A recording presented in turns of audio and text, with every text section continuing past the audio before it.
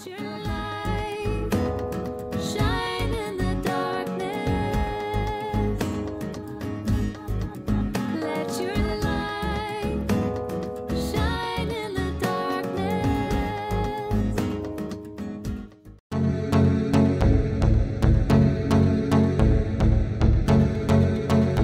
Christ TV, changing lives, changing nations. There is always the truth that people miss concerning the elections that happens in Zimbabwe. Maringene ma elections anoitika mukati menyika yeZimbabwe pane zvinhu zvakawanda vanhu zvavasingazivi. Pane zvinhu zvakawanda zvinhu zvavanoita miss along the way, especially whenever people are just going for elections. Now, pane chinhu chandoda kuti ndingokuratidzai vana veZimbabwe. Chandoda kuti mugare makanzwisisa uye munyatsoziva. Chinhu chekutanga ndechekuti mufanira kuziva kuti Mwari vanotaura. Mwari vanotaura. Ende Mwari kana vachinge vataura, vanomirira our actions isusu sevanhu. Ndoda kuti muzive ndiri kutaura pamusoro pema-elections a2023.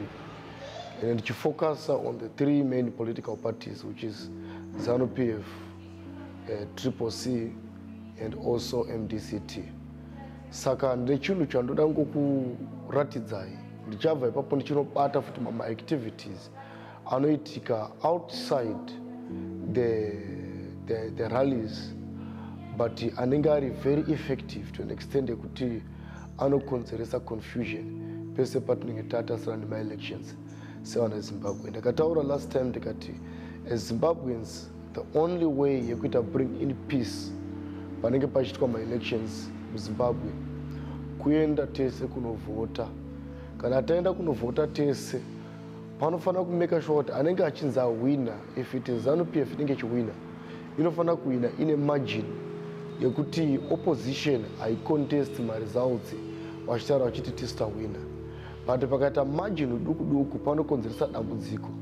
Tinoramba tichidzokera masure paya panenge pachizofiwa vanhu vachizoita violence. Chinova chinhu chinenge chisina kunaka chiitike mukati menyika yeZimbabwe. Saka there is a spiritual guidance or a spiritual advice that God has given me, and therefore I will be revealing certain things that you didn't know. Vazhinji venyu mune zvakawanda zvamunoita take for granted, but zvinoaffecta future yevana vedu, zvinoaffecta upenyu hwedu isusu, because one mistake inoitwa nemunhu one pama-elections ega anenge achiitwa inokonzeresa dambudziko rinogara for 5 years zvakare. Nekuti unofanira kuziva kuti mistake yaunoita pama-elections anenge achiitwa right now, today, kana kuti anenge achiitwa at a certain given time, that decision yaunenge aita iyoyo kana mistake yaunenge aita inoaffecta vamwe vanhu, inoaffecta iwe wacho, inoaffecta vana vako for the next 5 years. Saka pane chinhu chandoda kukuratidzai chinoitika, chandakaona kuti it's a tendency, it's a system inoitika mukati menyika yeZimbabwe, not only in Zimbabwe, especially in so many African countries. Ndakaona iri a strategy inoshandiswa nevanhu, because unofanira kuziva kuti vanhu vari muZimbabwe vanogona kutambudzika for 5 years, but time yavanenge vakuenda pa-elections vanogona kukanganwa matambudziko avasangana nawo for the past 5 years nekuda kwedoro raanotengerwa nezuva 1 obva audzwa kunzi enda unovhotera apapo.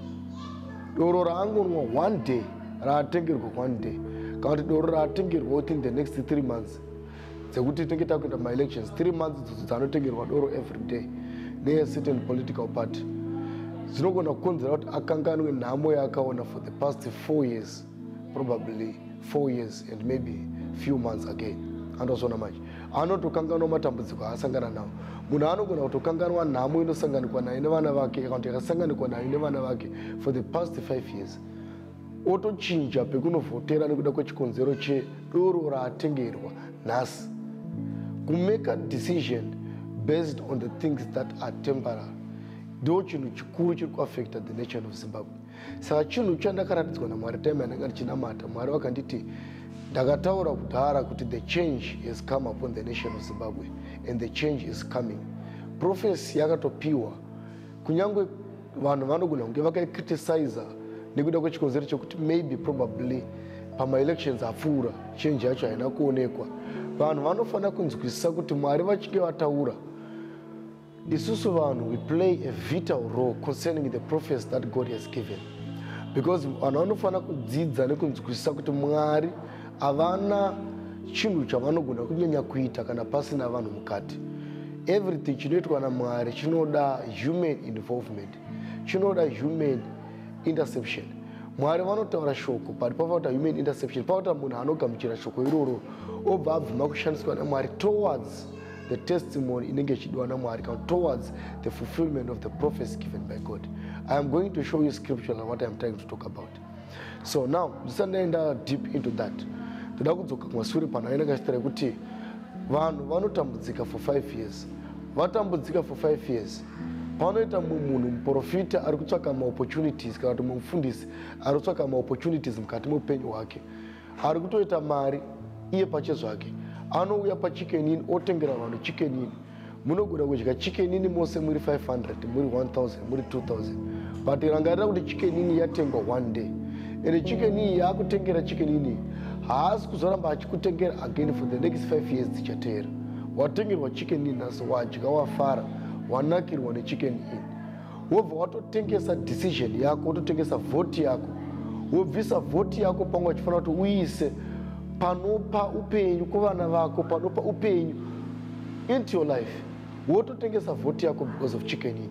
Wotengesa vote yako because watengerwa 5 liters yemafuta nhasi, wapiwa bhegi reupfu nhasi, wapiwa saga reflour nhasi, wapiwa chitswapo cheshuga, wapiwa rice nhasi. Wobva watotengesa vote yako kuti because ndapiwa sugar right now, saka this is the person who is the right person I should vote for. Watengesa vote yako nekuda kweshuga, watengesa vote yako nekuda kwechicken inn yawadya. But uchasvika paunoona kuti shuga iyaya yawapiwa inopera.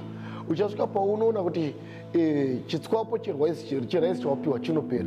Uchasvika paunoona kuti chicken inn yawadya iyaya inoenda mudumbu inodigestwa, wotoenda kutoilet zvotopera, mangwana utomuka uine nzara. Ende nzara iyo haisi yamangwana chete, nzara iyo it is for the next 5 years that are following in your life. Ende haisi kuafekta iwewe chete, nzara iyo inoafekta mumhuri mako, vana vako, andozvona madzisisi ako, madzikoma ako, madzimbuya, madzitete, inoafekta each and everyone who is around you. Andozvona manje. But watengesa vote nekuda kuti wadya chicken inn. Saka ndiri kuti kudii, Mwari vanga vachindiradza chinhu ichi. Mwari vakati enda unoencourage vana veZimbabwe, because it is your role as a prophet. I anointed you to do that. Wherever there is an error inenge ichiitwa nevana veZimbabwe ichikonzeresa kuti the voice of God iregedze kuva accomplished, enda unovagaidha uvaratidze. Imi vana mbuya vari kumusha, imi vana mbuya vari mumalocation, madzikoma ari kumusha, madzikoma ari mumalocation, hamuna mabasa, hamuna zvamuri kuita, chikafu hamuna. But regedzai kutengesa mavhotsi enyu nekuda kwezvinhu zviri temporary. Handisi kuti musavhotere MDCT, handisi kuti musavhotere CCC, handisi kuti musavhotere ZANU-PF, handisi kuti musavhotere any other political party. But ndiri kuti chenjererai paya pamunoita make madecisions enyu, kuti musasvike pakuti munozowanikwa muri vanhu vanotengesa vhoti yanga ichifanira kuti ishandure vana venyu for the next 5 years dzanga dzichiteera, moitengesa nekuda kweshuga yamapiwa nhasi. Ameno kana ndiri kunzwika zvakanaka. Saka it is something chandaona kuti idambudziko rapinda pakati penyika yeZimbabwe, rakapinda kubva kare, ende ndaona kuti iye zvinezvi dambudziko iroro rakuitwa amplified nekuda kwevamwe vanhu vanotsvaka maopportunities in their life. There is a certain prophet wandakatoona, not one, there might be 2 or 3 mapastors vanhu vaMwari vanonyatsoziva kuti chokwadi vanhu veZimbabwe vari kutambudzika, vanonyatsoziva kuti muZimbabwe makaoma. Handisi kuti President Mnangagwa havana zvavari kuita. President Mnangagwa is working very hard. He is doing his best according to his capacity kuti zvinhu zvinake in the nation of Zimbabwe. But still vachishanda kudaro, pane matambudziko ari kusanganikwa nawo nevanhu, pane matambudziko ari kusanganikwa nawo nevechidiki. Ndopaunoona muprofita anotoparidza shoko raMwari achiuya kuzokonzeresa kuti vana veZimbabwe vatengese mavhoti avo, vavhotere dzimwe nguva munhu wavasiri kuda nekuda kwechikonzero chekuti iye muprofita iye ane mari, wotenga chicken inn, wovakandira ma$10 nema$20 nemadhora, voenda kunonwa zvisupa, vonwa doro, vonofuta mbanje, vatengesa vhoti yavo. But paatengesa vhoti yavo vatoaffecta the next 5 years of their future. Because time yawatambira dhora, time yawatambira $20, time yawatambira chicken inn ukadya, uri kukanganwa kuti decision yauri kuita right now ichakuaffecta in the next 5 years that are coming. And the problem ine vana vezimbabwe madzimbuya madzitete madzisekuru nakomana vechidiki vanhu vadoro vanofuta mbajeni vanoita madrugs, munokanganwa kuti kuseri kwema-elections kune upenyu hunofanira kuti hurarame. Saka ndiri kuti hamufaniri kukanganwa chinhu ichocho. Pese pawadecida kuenda kunovhota, pawadecida kuenda kunovhota, pawadecida kuenda kurally, keep that in mind kuti kuseri kwema-elections kune life inofanira kuti irarame. Kuseri kwekuvhota pane upenyu hwakakumirira, ende upenyu uhwohwo hunodeterminwa newe iwe wakanteerera. America ndokudzika zvakanaka. Mwari vanogona kutaura ivo voti Zimbabwe ndakupai shanduko, Zimbabwe ndakupai a new beginning, Zimbabwe ndakupai a new dispensation. But unofanira kuziva kuti new dispensation, new beginning, transformation, change upon the nation inotanga kubva pauri iwewe. Inotanga sei? Inotanga nekugona kunzwisisa iwo pachezvako kuti Mwari kana vachinge vataura pakuchida involvement yako iwo. Regai ndikupa mufananidzo muduku wandingape ndichida so. Ndingati togona kuita vanhu vanoti ndiri kunamatira ndiwane basa. Munhu oenda kugomba kunotsanya for 30 days. Uri kutsanyira basa. But uchaona kuti Mwari vanogona kutokurotesa hope vototaura newe kuti ndakupa basa rako rawariwana. You are going to become a teacher, you are going to become a policeman, you are going to become a businessman. Mwari vataura kuhope pane confirmation yauya.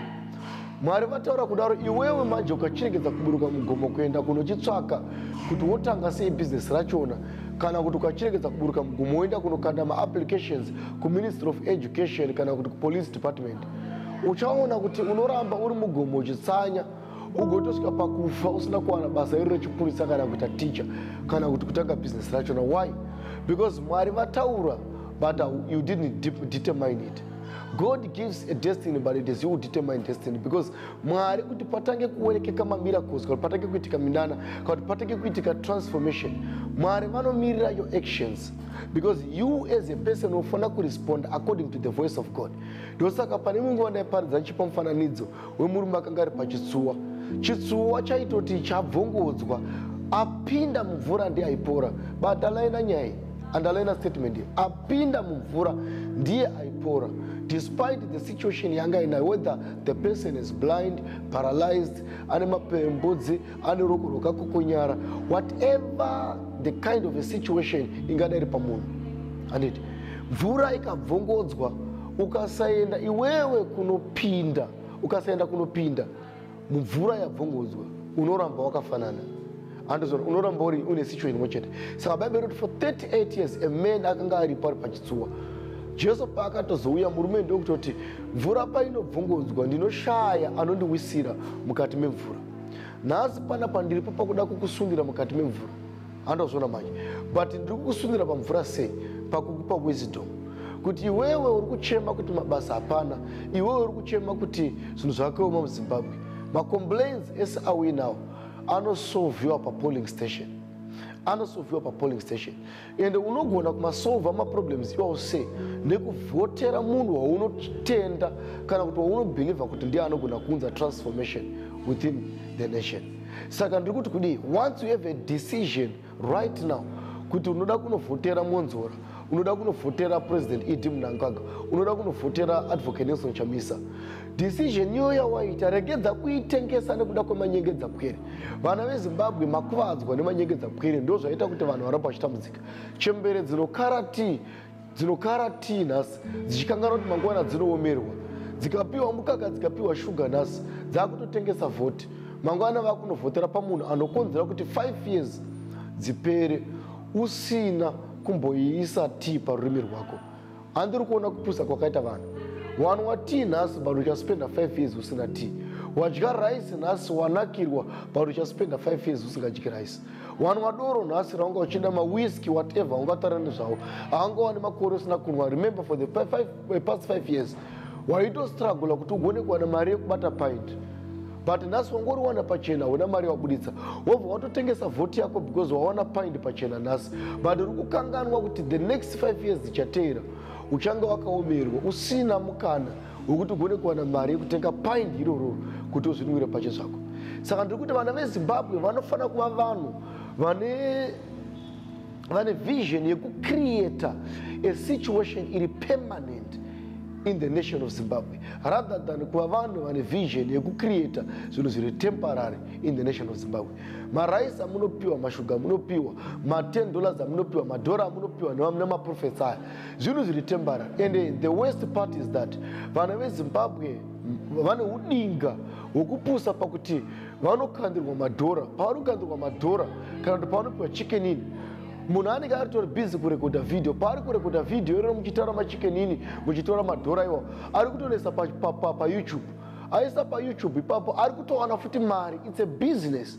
Saka uri kuona here kuseenzeswa kunoitwa neZimbabwe nekune udinga hunoitwa neZimbabwe nekupusa kunoitwa neZimbabwe kuti urane kwamunomhanya ikoko ndo kwamunoroyerwa. Hanzi pane mutauro unoti kwadzinorowa matumbu ndo kwadzinomhanyira. Munenge muchifara wapiwa dhora iweyo, waiswa pavidhio, waiswa pavidhio unoti wapiwa dhora, but muneye paari kuisa vidhio irororo ari kuwana more than $1. Handozvona kana angachinja $100 kana $200 kuisa kumadhora kana $10 okupai mese ogadzira video raisaisa paYouTube panoita maviews. Maviews auya ipapapo anowana mari anogona kuwana $1,000, $1,500, $2,000. Saka marohwa nedombo rimwe chete. Number 1, maakuudzwa kunzi ndai munovhota pakati because mapiwa $10. Number 2, munhu wacho ari kukuudzai agadzira video ndobva aisa paYouTube, ari kutowana an earning yekusurvivisa mhuri yake iye nekukushandisai kwaita kupai $10. Uri kuona here udinga hunewa neZimbabwe nekupusa kunewa neZimbabwe. Handazvona. Saka ndiri kuti vana veZimbabwe they should open up their mind. Inga Zimbabwe ndo imwe yenyika inozikanwa kuti ine vanhu vakadzidza kudarika dzimwe nyika dzakati wandei even dziri muEurope. But ndoshaya kuti dambudziko riri mbonyatsori papi rinokonzeresa kuti vanhu vasvike palevel rekuti anopiwa doro nhasi, anopiwa chicken in nhasi, anopiwa dhora, anopiwa $10, ototengesa vhoti. Atengesa vhoti atounza dambudziko mukati meupenyu hwevana vake, mukati meupenyu hwevamwe vanhuwo zvavo vari mukati menyika. Munhu anosharudza to suffer for the next 5 years nekuda kwedoro raanwa nhasi, nekuda kwechidya chechicken in chaadya nhasi kana chechicken slice chaadya nhasi. Uri kuona here kupusa kwakati vanhu veZimbabwe. Munhu anopiwa wheelchair nhasi obva atotengesa vhoti, but apiwa wheelchair nhasi anokanganwa kuti for the past 30 years of your life you were not having a wheelchair. Pavanga usina wheelchair iyoyo waiita sei? Waizvigona sei? Nhasi wapiwa wheelchair, wakutanga kuda kubva watengesa chii? Vhoti yako. Vhoti yako ikodzero yako mwana weZimbabwe. Ndiri kuencourage vana veZimbabwe as a man of God. Handisi kuincita violence, handisi kuincita kuti vanhu vachoose kuvhotera ningi over ningi. No, I am saying whatever decision that you have yekuti uda kunovhotera ningi, take that decision seriously. Don't just sell it out because of $1. Usatengesa vision yako nekuda kweroad yavakwa nhasi, but for the past 40 years pakanga pasina road yavako. Pavakwa road nhasi wakutotengesa vhoti yako wakuti ndakunovhotera pakati. Makanga muri for the past 40 years. Uri kuona? Ndo pane mubvunzo unofanira kuzvibvunza. So sometimes you need to ask yourself questions. I'm having beer today. I'm having what? $1, $10, whatever it is, I'm having it today. But the question here is this: were you having all those beers for the past 5 years? Were you having all those wheelchairs for the past 5 years? Wakanga uchipiwa $10 every day for free for the past 5 years or for the past 10 years? Andozvo uchaona kuti hapana ekupa mari. And andiencourage vana veZimbabwe, andiencourage vana veZimbabwe kuti vave vanhu vanonyanya kufarira kuda kungotora zvemahara. Chemahara hachishandiri upenyu hwako, hachicreate a permanent solution. Chemahara chinocreate a temporary solution. Rangarirai nyaya ndaiparidza mazuva apera yevanhu vaitora muchinda akanga ari lame. There is a scripture which is in the book of Acts, I think Acts chapter 3, if I'm not mistaken, somewhere there. Yemuchinda akanga ari lame. The Bible says vaimutora vonomisa pagedhe rebeautiful gate. Vomutsveta ipapo vomuti agare ipapo. Oita basa rekupema. Uri kuona here kushata kwakaita vanhu. Vanomutakura vomuisa pagedhe kuti apeme. Vachitadza kumupinza mutembere, because pagedhe pavaimisa pagedhe petemberi yakatoparidzwa najesu. Jesu akapinda musemutemberi vakatoparidza, but still hama dzemurume uyu vakatadza kutora murume uyu vakamisa mutemberi. Why? Because vaisada kuti ave nepermanent solution inova healing, because vaiziva kuti kana akawana a permanent solution, akawana healing, anogona kunozvishandira. Saka kana achinge azvishandira, anogona kutanga kutoita any more than zvaari kuwana paanenge achipema. Uri kuonera zvakaita vanhu. Saka imimi nekuti munenge makapusa manje, unotakurwa unoiswa pamusuwo wechechi, wobva watopembera wotokanganwa nhamo yauinayo. But pamusuwo wechechi pauri kuiswa apa, muchechi machonamo mune vari kutoporeswa, vaporeswa votoenda kunowana mabasa, vawana mabasa voshandira mhuri dzavo. Uri kuona kushata kwaita munhu. Ngwarirai maprofetsi enyu aya anotanga kuisa mavhidhiyo vachikuudza kuti tarisai muone mahotera atiri kubuilda. Hotera yacho ine chii chainobenefita Zimbabwe. Profita akabuilda hotera inenge chinzi one of the greatest hotels in Zimbabwe. Iri kubenefita chii muZimbabwe? Inocreate employment. Okay, create employment. What is the minimum wage employment yavanhu vari muZimbabwe? Ende muri kuvatambirisa ma-US here, muri kuvatambirisa ma-US dollar or mabond. What kind of a salary yamuri kupa vanhu? Wacreate ma-jobs, but uri uzobhadhara vanhu nechi. How are you going to pay the people? What is the minimum wage yavanhu muZimbabwe? Zvese izvozvo vanhu havazvitarisi. Vanhu vanobva vatengesa vhoti yavo because kune hotera yavakwa yakanaka muZimbabwe nemuprofita. Hazvina zvazvinobatsira. Handozvona kuiswa pamusuwo wechechi instead yekuiswa muchechi maunogona kuwana healing. Haufaniri kuti ugare pamusuwo wechechi, but unofanira kugara inside the temple. Pinzwai muchechi mamunowana permanent solution. Pinzwa muchechi maunosangana naJesu uwane permanent solution to your situation. Saka uri kuona matambudziko atinawo akutoita sekuti permanent in the nation of Zimbabwe. Why? Because tine dambudziko rekuti tinomhanya for temporary solutions. Akafana nekuti wapiwa mafuta nhasi wakutonda ndakunovhotera Monzora. Waona Monzora adaidza zvigure parali, wakutonda akunovhotera Monzora because adaidza zvigure. Uri kuona zvakaita Zimbabwe kushata kwayaita mazuva ano. Monzora nekunyatsozi, and I want you to know that God is very angry when it comes to Douglas Monzora. That is the worst thing that have ever happened in the history of politics in the nation of Zimbabwe. How can a political party arikutasira kuti dai Mwari vangona kumuita kuti anga ari kutonga Zimbabwe? Zimbabwe is over 80% Christianity. Andozvona iwewo wotonda engage nezvigure. Unoziva kuti zvigure zvinobva kupi? Zvigure zvinobva muMalawi. Malawi vanozviti nyau. Varume vaya zvigure zviya varume nevakadzi vaya vanoita human sacrifices, vanoshandisa powers of darkness. Wese apinda muchinyau haagone kubuda. Ukaida kubuda muchinyau vanokuuraya because vanenge vachika kuti unoexposa, because zvinhu zviri occultic, zvine maspirits, zvine madhimoni mukati. Andonopaona manje. Saka iwewo ndopaunoti uda kutoti uri kurana for president saMonzora. You are running to become a president. Sure wotowanikwa uchiinvita zvinyau parali. Then wotarisira kuti Mwari vanofara. MaZimbabweans. Vamwe venyu, God is really very angry with you. Because of my decisions amunoita. Because munoita my decisions anokonzeresa a permanent problem based on a temporary situation. Anozona manje. Situation iri temporary, but my decisions amunozopa manje anokonzeresa a permanent challenge, a permanent problem in the nation. Munoinvita macases vana Monzora kutanga makamboenda pagwara watsvangirai. Tsvangirai is dead. Hakuna mweya watsvangirai unogona kudzoka kuya uzoita kuti vanavhotere MDCT. Prophecy and MDCT will never rise to power again. The season in the time for MDCT is done. It is gone. Are you seeing that? It is gone. Forget about being power hungry. Nana Monzora, Nana Komichi, Nana Muzure. And I saw in a vision, these three, they will begin to fight against each other very soon. Newspaper. Monzora, Komichi, Muzure. They will begin to fight against each other. You really think that is not possible. It is not going to happen. A sword of division is going to rise again amongst these three, Monzora, Komichi, and Muzure. They shall separate. They shall divide. Why? Because havana vision ya Mwari pavari. Ndosaka uchota vanoinvita nyau, vanoinvita zvigure. Saka ndikuti maZimbabweans, dzidzai chinhu wani chekuti musaita ma decisions based nematemporary situations amunenge muinawo. Musapa my decisions. Why? Because mukapa decisions based on temporary or small situations that you are having right now, you might create a permanent challenge for the nation. Musatengesa mavhoti enyu nekuda kuofa mapiwa nhasi. Musatengesa mavhoti enyu nekuda kwerodhi yamawana ichigadzirwa nhasi. 40 decades, sure. 40 years, not 40 decades, 4 decades. 4 years, 40 years.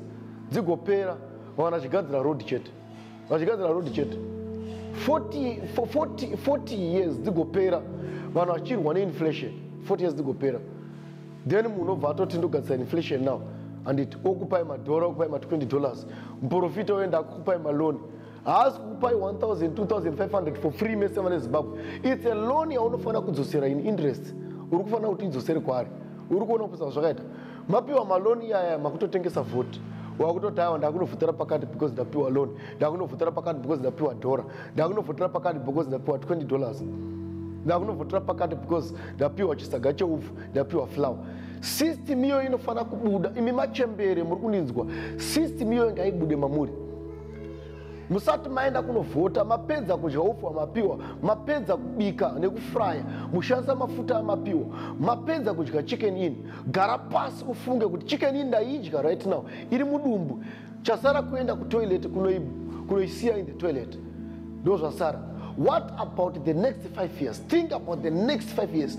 Think about the future. Don't think based on the situation that you are in right now. Think based on the future. Andozona manje. Saka ndopaona kuti maprophecy tikati chikudza kuti aiwa Mwari vakarangarira Zimbabwe. The change is coming. Then moenda kunovhota, vamwe wenyu hamutoendi kunovhota, vamwe moenda kunovhota makatengesa zvakare futi chi mavhotsi enyu. Moteka kublema maprofita moni maprofita akataura pata zvina kuitika. Iwe rangarira kuti in the book of 2 Kings chapter 7 muprofita anopiwa shoko naMwari Elisha ovati mangwana pachinge paine upfu hwakatsetseka pagedhi. Ndiye Elisha ari kutaura. Elisha anobva atopedza akadaro so ndokubva aenda ataura shoko Elisha. But uchaona kuti prophecy igone kuzadzikisa kune vamwe vanhu vanofana kuita intercept the vision of God from somewhere. Vazitombori nemuprofita vanofana kungoita make a certain decision in radical. Tarangarirawo varume fonga nemaperembudzi muprofita aprofita but mweya waMwari ndokunobata varume ava. Varume ava ndobva vatenga kuita gakava pachezvavo. Toramba tiri pano here? Tikaramba tiri pano tinofa. Toenda here? Tikaenda futi zvakare tinofa. Saka kusiri kufa ndekupi? Hande tinovhota. Uri kuona decision kwana varume ava vari kunyatsoziva kuti everything is a risk but vakutoita make a decision to go. Saka ndiri kuti kudii? Ndiri kuti even prophecy ikapiwa kunzi change is coming or change is at hand, inoda human interception, inoda human involvement, inoda human intervention. Vanhu vanofana manje kuchiti aiwa muprofita ati the change is coming. So what is our duty? Our duty is to go and vote. Our duty is never to sell our votes based on the things zvatapiwa nhasi. Unodaidzwa kubasa nhasi wakutotengesa vote but for the past 40 years wangasina basa. Vamwe wenyu makutopinda 50 years you have never worked in the nation of Zimbabwe. Vamwe wenyu hamuna vera matambira salary. Vamwe wenyu makashanda muri papurisa mukabuda hamuna kupiwa pension. Hamuna kana kupiwa pension, hamuna kuibata nemaoko them ikadisappear. Why? Because of inflation in the old time. Vazhinji vakaretire in the times of 2008, 2009, 2005 somewhere there. Mapurisa, masoja, maticha vakanyura. Why? Because havana chavakawana. Mapension avakapiwa aenda kunotenga 1 chocolate. Angasingakwanisi kutenga kana 1 bag cement. Nhasi vanhu ivavo the same people vakaluza mapension dzavo vopiwa 5 liters yemafuta akutotengesa vote. Ndiri kuti vana veZimbabwe handina political party yandiri affiliated to, but my duty and my role ndeyekuguide vana veZimbabwe as you are going through difficult times in elections. Saka guidance yandiri kupai ine advantage 1. Ine advantage yekuti vanhu vese vakaenda kunovhota pakaitwa winning iri marginal, ine margin yakakura paavoidwa violence. Chiri kukonzera kuti each and every time after elections pake paine violence, because towards elections pake paine violence. Inawo yekuti pakunovhota paya mumwe anowina ne52%, mumwe anenge aine what is that 51%, mumwe anowina ne52%, mumwe anenge aine is it 48%, I mean 48%. Then ane 48% anogona kucontesta ma results. akasakondesa ma-results anogona kumanipulata ma-results anogona kuriga. Why? Because 48% he just need about 4% kuti asvike pasame level newo. Saka ma-chances ekuriga anenge ari very high because the margin is too small. Saka vanhu vanofanira kuenda kunovhota zvekuti margin inofanira kunge yakasiyana. Anowina ngaawine ne-80% 90% zvekuti uyo anogona kunge aine 30% kana 10% kana 20%, chero akada kuti arige haparigike, zvinotooneka kuti parige. Why? Because margin yacho inenge yakatosiyana. So margin yacho inenge yakatosiyana. Saka margin ikasiyana paine a very big gap, violence haitike because hakuna anocontesta ma-results, hakuna anopikisa ma-results because zvinenge zviri pachena. Everyone would see kuti pana papa wino ende panofanira kuendwa paine gap. Andazona manje. Saka ndiri kuti vana veZimbabwe, Mwari vakataura kudhara and God loves Zimbabwe. But chiri kudiwa ndechekuti tibvise udinga hwedu, uduzununu hwedu hwatinahwo hwekushandiswa tichinyatsoona kudyiwa takatarisa sematemba kuti unenge wakavhura ziso uchitoiswa mukano. Andazona kushandiswa nemaprofetsi anenge achikuturekodha mavidhiyo, muchipiwa madhora, muchipiwa machikenini, muchitengerwa sadza, muchijambiswa, wotanga kutojamba, murume mukuru kujamba because wapiwa $10 nhasi. Yawane 5 years usina kubata maoko ako, which is so very very zvinonzwisa tsitsi. Sure, ndakarwadziwa ndichiona musi uno ndaingopinda paYouTube ndichiona mumwe muprofita ari kukambenera another political party. Muprofita akatokwana pfungwa dzakakwana, anenge achitotenga chikenini otoudza kuti fotera pakati. Wotoona murume mukuru ane 55 years anotori nemhanza isisina bvudzi, ane dumbu, achijamba achipembera kuti ndadya chikenini nhasi ndakutonofotera pakati, kutengesa vhoti nekuda kwechikenini. But iyeye achijamba kudaro achitengesa vhoti, anenge aine vana vasiri kuenda kuchikoro, ane vana vari kuenda kuchikoro but vana ivavo haana kubhadhara school fees, ane vana vari kudya munjonjo each and every day, ane vana vasiri kurara, ane vana vasina pekurara, vanorara pasi, hapana zvekupfeka zvakanaka, hapana kugara hwakanaka. Murume yeye aine 55 years anenge achiri kurenda, which is something zvinonzwisa tsitsi. Vana veZimbabwe, mukai vana veZimbabwe, musashandiswa makatarisa, musadyiwa makasvinura sematemba. Ramba kusevenzeswa. Zviya zvekunzi bvuma kupusa, zviya unobvumirei kupusa? Hauna kusikwa kunzi unge wakapusa iwe. Bible rinoti be wise as a serpent and be harmless as a dove. Saka ukaona muprofita achikuti pusa, ramba because hazviwo mushoko raMwari.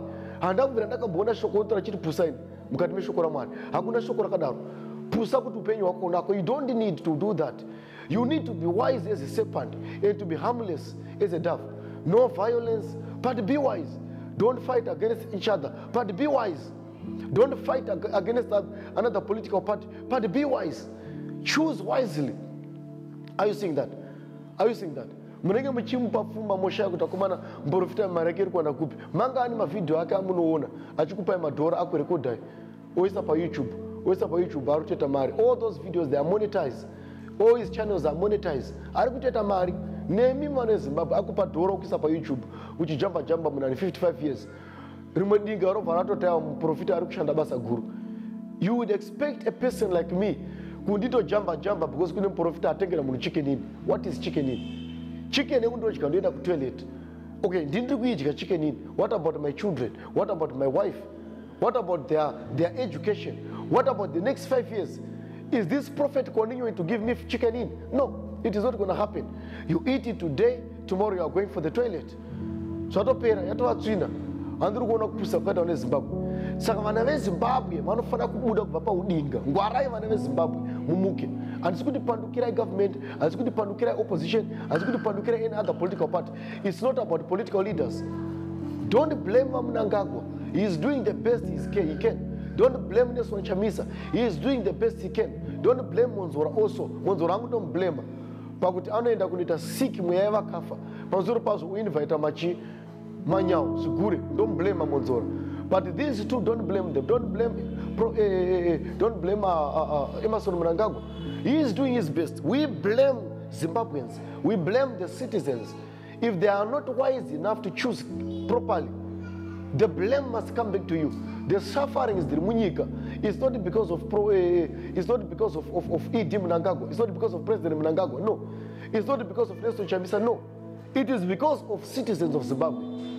Kana ma-citizens of Zimbabwe asingagoni kuti choose wisely, vachibvuma kutengesa vhoti yavo nekuda kweraisi yavari kudya right now, ndo vanokonzeresa matambudziko. So the blame must come back to you, not going to the political leaders.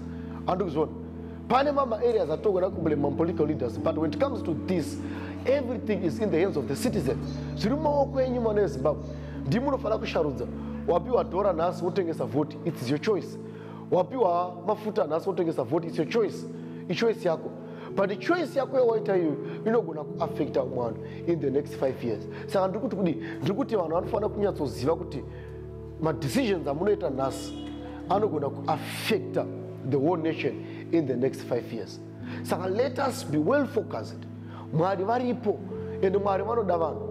And kuti Mwari vagone kuita implement the change that he wants. He needs you to go and vote. And munhu wese ari muZimbabwe ane kodzero yekuvhota. Nemunhu wese ane chitupa cheZimbabwe ane kodzero yekuvhota. Ane passport yeZimbabwe ane kodzero yekuvhota. Angadai ari muchipatara, angadai ari kunze kwenyika, angadai ari mujeri, ane kodzero yekuvhota. Handizivi zveconstitution maningi, but I strongly believe kuti even ari mutirongo, as long as aine chitupa chaakabata, ane kodzero yekuvhota. Why? Because ari mutirongo but ane vana vari kunze, ari mutirongo but ane hama dziri kunze, ari mutirongo but also he is the citizen of the nation of Zimbabwe. Saka ndikuti wise decisions must be made, especially when you are going towards these elections. There are so many things that are going to unveil. Trust me and believe me. In the ruling party, there are so many things that are going to happen in the coming days. Pane zvakawanda zviri kuitika. Mama minister achabuda achijoina the opposition parties. Mama ministers achabviswa naMwari. Ndiri ministers andakaona achita disappear. Kwete zvekudisappear zvekuti vanyunguduka, zvekutoshayikwa kufa. There are ministers vari kufa before 2023 elections. Why? Because the hand of God is there, and there is a serious intervention of God. Mwari varikuda kuzama kuti his word it will implement upon the nation of Zimbabwe. Kune ma-ministers are kufa before 2023 election. Watch that, you are going to see. Kune ma-ministers are kufa before 2023 elections. Kune ma-ministers vachabuda within the ruling party vachijoina the opposition before 2023 elections as we are proceeding. This is going to happen and no one can change it. No one can stop it because the Lord has spoken. Saka ndiri kuti nini encouragement yangu yandaya nayo nhasi ndeyekuti vana veZimbabwe, let us be wise as a serpent and harmless as a dove. No violence in Zimbabwe. Let us stop fighting against each other. Ngatiregedze kuurayana, ngatiregedze kurovana. Imi vana monzora nepati yenyu musarova vamwe. Triple C nepati yenyu musarova vamwe. ZANU-PF nepati yenyu musarova vamwe. Tinopera kukuvadzana isu pachezvedu isusu. We are the same people vari kutambudzika. We are the same people vasina mabasa. We are the same people vasina mari. Tinopera kurovana nekuurayana pachezvedu. Vachiona vatiri kuda kunovhotera vanenge vakagara zvakanaka, vanenge vari mudzimba dzavo, vanenge vaine mari, andazvona, vanenge vachidhiraivha mota dzakanaka, vanenge vachibhadhara maschool fees evana vavo. Isusu vacho tisitorina tiri kutambudzika, tinopera kuurayana pachezvedu. Zimbabweans as citizens, let us be wise. Let us join our hands and become a force, a resistible force. Yekutaura kuti no violence again in the nation of Zimbabwe. No violence against the nation of Zimbabwe. And the violence inogona kumira chete kana maZimbabweans akadecide kuunite. Unity. Mapurisa cha hana zvaanogona kuita. Kana the whole Zimbabwe ikagona kudecide kuunite. Vakabatana vakati no to violence, no to brutalism. Inobva kumapurisa. Vanhu vakamira vakajoina mahands. Hakuna police force zvainogona kuita. Army chaya hakuna zvainogona kuita. Why? Because army is there to protect the citizens of Zimbabwe. Police is there to protect the citizens of Zimbabwe. Saka ndiri kuti peace must reign. Let us unite, not for demonstrations, not for violence, but for peace. In understanding and choosing very wisely, especially in election time. That's the only thing that can bring change in the nation of Zimbabwe. Mwari vakaprofita, imi mukagara kudzimba dzenyu mukasanovhota, kanganwai nezvechange. Kanganwai. Musapa room to the enemy yekuti aite rig my elections. Nekuda kwechikonzero chekuti kuna vamweni vanodecide kusanovhota. Vamwe munogona kunge musiri kunovhota muchiti last time ndakambonovhota hapana zvakaitika. Pawakanovhota pane mumwe asina kuenda kunovhota akasabotecha kunovhota. That's why margin yanga iri duku. My elections akakontestwa. Vanhu vakateka kurowana nakaurayana. We don't want that people should continue dying. We don't want that people should continue killing each other in the nation. No, it is not a good thing. The only solution is that munhu wese ngaende pa polling station. Munhu wese chembere dzisingafambi. Imi vacho mapiwa mawheelchair. Drive your wheelchair wakaneka ku police station enda unovhota. Chero mazino usina enda unovhota. Pawapiwa mafuta antongo wachifraya. Mangava chifraya mudzimba dzenyu. Enda unovhota. But usatengesa voti yako nekuda kwe something chawapiwa chiri temporary. Bhodho remafuta rinopera. Rapera. Une 5 years dzakakumirira. Une 5 years dzakakumirira. 5 years idzodzo dzinofana kunza shanduko mupenyu wako. Saka andiri kuona zviri kuitika panapa. Saka usatengesa voti yako nekuda kwezvawaitirwa nhasi. Ngatizvirambei sevana veZimbabwe. Ngatizvirambei. Let us choose wisely. Let us apply wisdom as a learned nation. Because we need kuti zvinge zvakanaka. Mahospitals anofana kunge aripo akanaka, madoctors anofana kutambira mari dzakanaka, mabasa anofana kuwanikwa. Tarira muone zvaita muZimbabwe. Zimbabwe ndo imwe nyika ine maprofesa awandisa, mazhinji acho enhema. Why? Because hamuna mabasa. Saka munhu wese paanotarisa makandiwa akapfeka suti yavo anobva ati ndinoda kutoita muprofita, akutonotsanya kuguma, akutoburuka muguma, akutozviti prophet chakati. Pasina calling, hapana calling iripo. Everyone is becoming a pastor, everyone is becoming a prophet. Why? Because there is no employment in the nation of Zimbabwe. Basa rangosara muZimbabwe ndere kunguva mufundisi. Basa rangosara muZimbabwe ndere kunguva pastor. Kuti muna agone kudyika offering. Zvotopera zvakadaro. We must say no to that. Then tobatana semaZimbabweans. To make a sure taita kuti pange paine peace. ZANU-PF kana ine rally, let us not disturb them. Let them have their own rally. Monzora kana ine rally yake, let us not disturb him. Let him have his rally. Triple C kana ine rally yake, let us not disturb them. Let us just try to allow people to go and vote freely and fairly. Handozona manje. Because inyaya yekupa vanhu mafuta nenyaya yekupa vanhu madhora nenyaya yekutengera vanhu chicken maodzana nemunovhotera pakati. Rigging. Those are rigging strategies. Why? Because vanazhinji vari muZimbabwe very emotionally disturbed because of what they have gone through. They have gone through difficult challenges. They have gone through difficult challenges. They have gone through hell. So they have an emotional challenge. Saka vakangopiwa chicken in, munhu atova emotionally a little bit stable, akutofara, akutofunga kuti zvinhu zvatonaka muZimbabwe nekuda kwechicken in yapiwa. That decision iyoyo manje inobva yaita kuti achinoita change paanga achifanira kuvhotera. Kana anga achifanira kuvhotera Monzora akunovhotera pamwe Chamisa. Kana anga achifanira kuvhotera Chamisa akuvhotera Monzora. Kana anga achifanira kuvhotera ED pamwe akuvhotera Chamisa. That thing ndo chatisiri kuda. Usachinja voti yako nekuti wapiwa chicken in nhasi yaunoenda mangwana kutoilet kundotsveta mutoilet. Make a proper analysis. Gara pasi uchatsongorora kuti okay, ndapiwa mafuta nhasi. How many bottles, free bottles of oil did I receive for the past 5 years? How many free chicken ins that I have eaten? Even if you rekutenga mari yako because you receive a salary. How many did you buy with your own money? You can't have that money to buy chicken in. But you are already selling your 40 because of one box of chicken in. Zimbabweans. Be wise as a shepherd, as a serpent. Be wise as a serpent, but harmless as a dove. No violence to Zimbabwe. No inciting violence in Zimbabwe. We don't want that people should beat each other. We don't want that people should kill each other. Vanhu ngavange free. Ndotenda kuti ruling party yedu yatinayo inotungamirwa naMnangagwa. Vanhu vanoda zvinhu zviri very democratic. Vanhu vanoda kuti vanhu exercise some free rights. That's what I believe. So isusu sevanhu vari under that government, let us also follow the same thing. Let us not fight against each other. Imi mayouth musabvuma kutumwa nevari kumusoro kwenyu kuenda kunouraya vamwe vanhu. Imagine vari sisi vako vari kunziga vaurawa.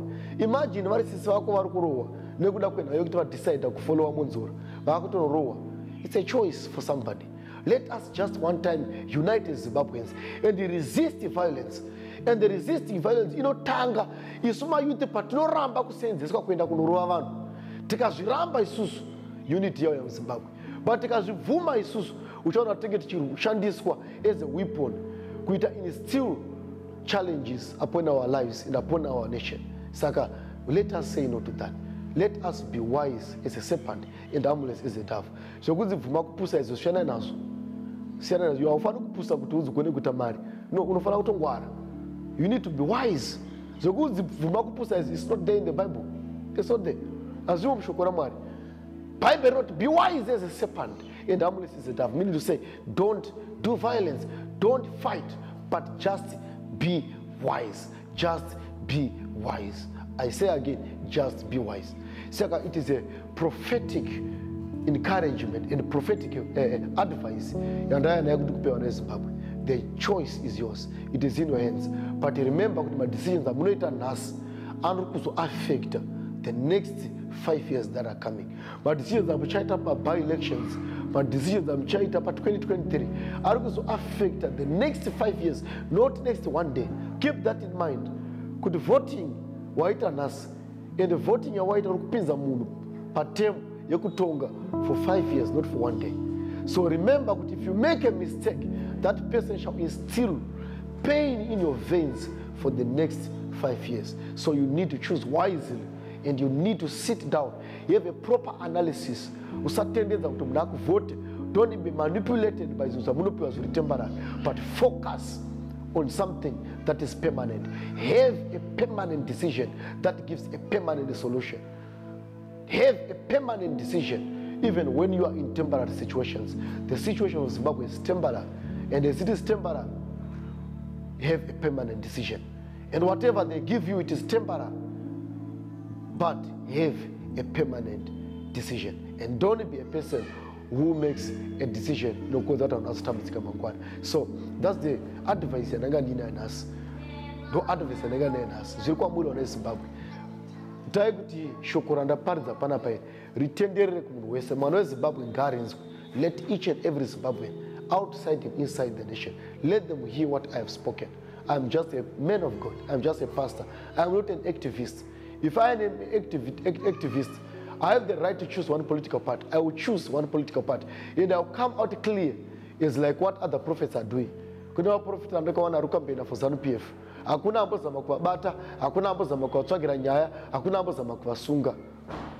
I have the right to do that, but I am not an activist. I just want whenever Zimbabwe could divide Israel is according to the plan of God.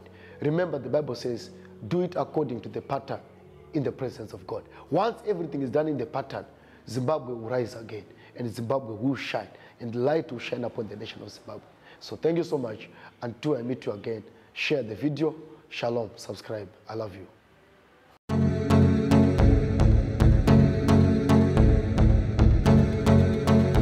Christ TV, changing lives, changing nations.